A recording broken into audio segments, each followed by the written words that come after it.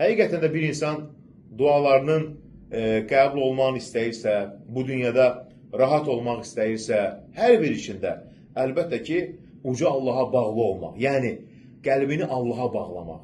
Uca Allaha bağlı olmaq həqiqi həyatdır.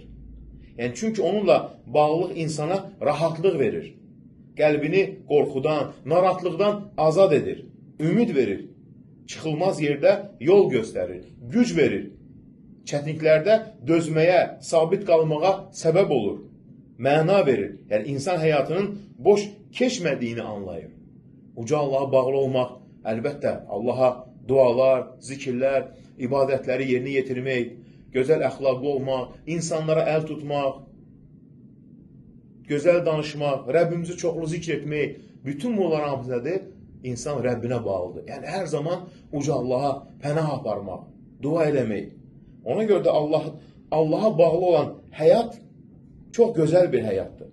Amma bağlı olmayanda ruhən bir boşluq hiss edir. Allaha bağlılıq isə həm dünyada, həm də axirətdə həqiqi həyatdır. Allaha bağlılıq həyatın mənasıdır. Çünki insan ruhun dərinliyində həmişə bir dayaq axtarır. Bəzən görürsən ki, dost, tanış, bəziləri bunu maddi həyata bağlayır. Amma bütün bunlar hamısı müvəqqətidir.